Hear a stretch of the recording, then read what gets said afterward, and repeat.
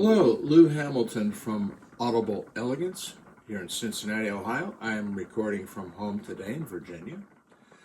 And it's nice to be able to do so. My wife spent a month in the Cleveland Clinic, and she's back home now for a little bit. And she's doing the recording, so thank you very much, Loves.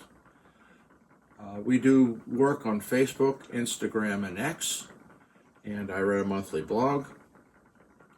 Today I would like to talk about the difference between what I would call audiophiles and musicians when it comes to recordings.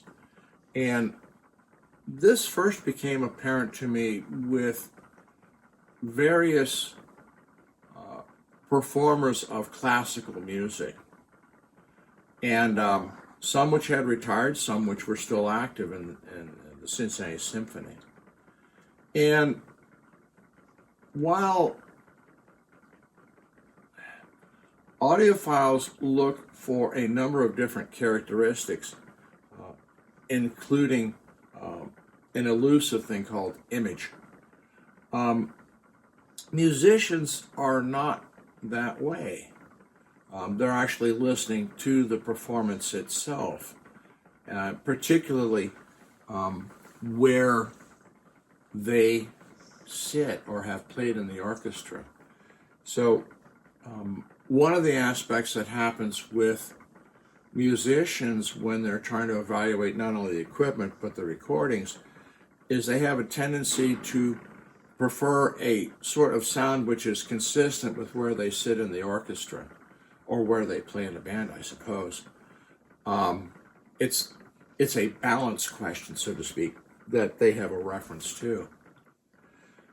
This also shows up in a second way in the recordings themselves, particularly classical. I had one former symphony performer from Europe, it wasn't Cincinnati Symphony, who essentially would only own or listen to recordings from Deutsche Grammophon.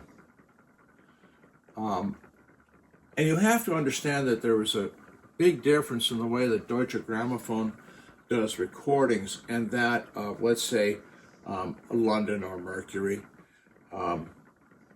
London is notorious for using a tri-mic system where the microphones are somewhat out in the audience area. They might be 20, 30, 40 feet away from the stage. And that is giving you the perspective and balance of what someone would hear in those locations. And with a tri-mic, you would be fairly close to developing, with proper techniques, a sense of spatial image.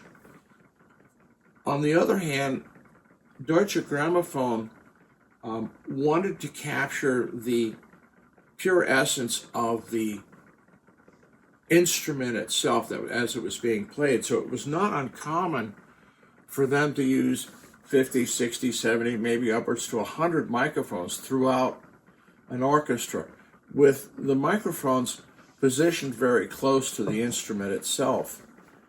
Now, this gave the advantage of a level of detail of the actual playing of the instrument, performance of it,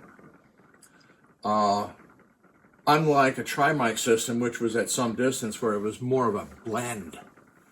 And so there are some musicians who prefer, particularly if they played in a particular section, catching all of the nuances of the performer doing their work in the orchestra.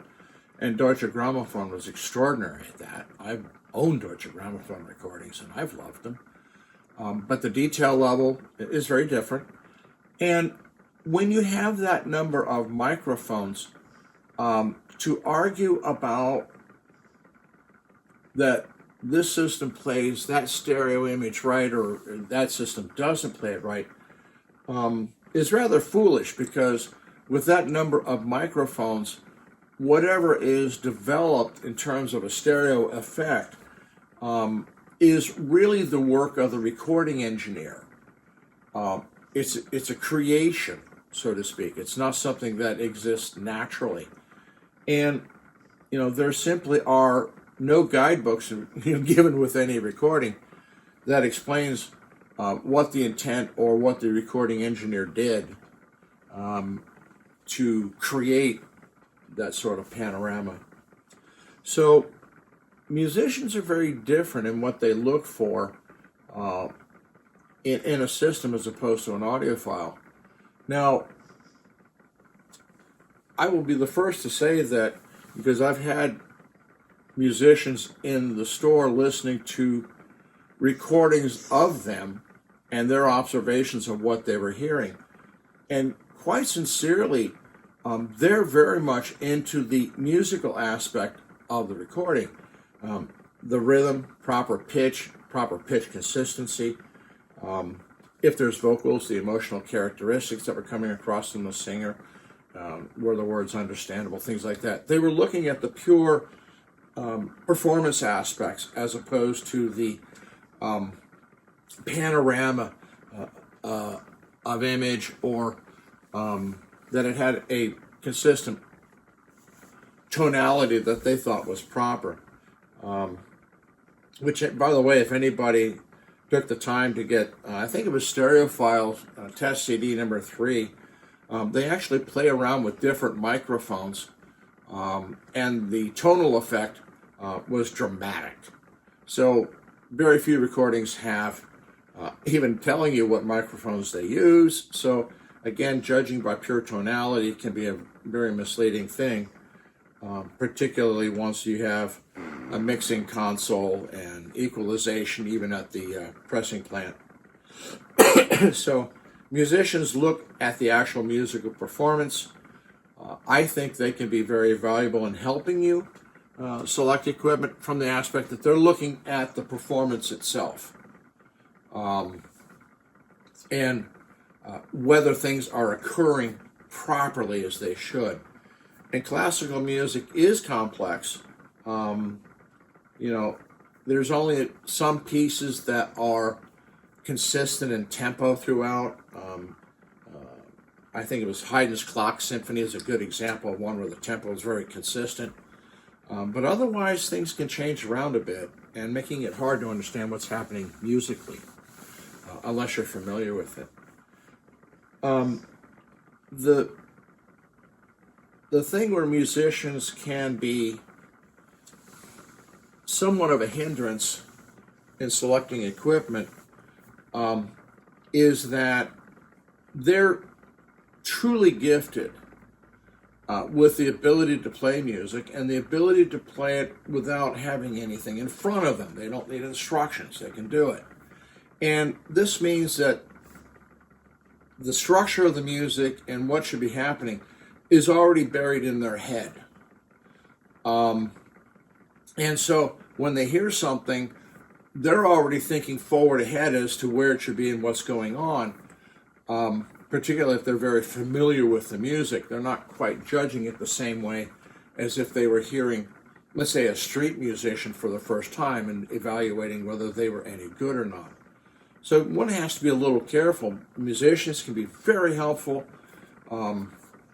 in understanding what's happening musically, letting them hear music that they're unfamiliar with, I think is an important aspect to take full advantage of their talent.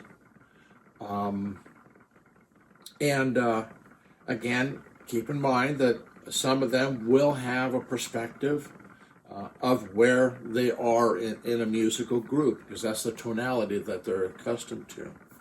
So they're very different than audiophiles. I enjoy them immensely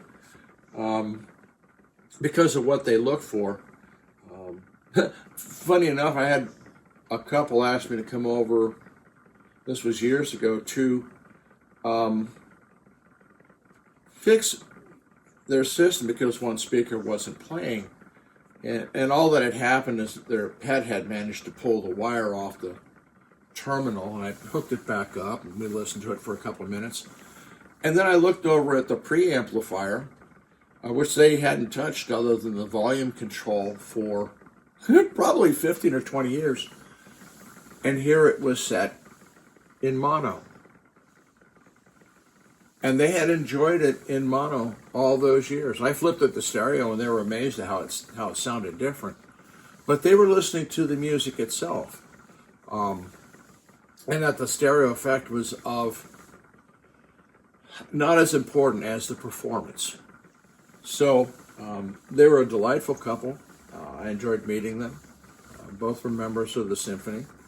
So musicians think differently. They look for things a little different. And I think in many ways they do a lot of things very, very right.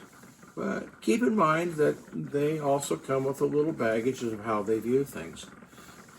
And I brought this subject up because I've had a couple people comment about how they rely upon musicians to help them select equipment. And I think that's important because they're listening to the music as opposed to being fascinated with the color of the knobs or its, curved front or whatever. But at the same time, they come with a little special baggage, and I'll just call it at that. So there is a difference between audiophiles and musicians, and they get the best out of any, play unfamiliar music, and make your evaluations from that. So there we are. Have fun with that info.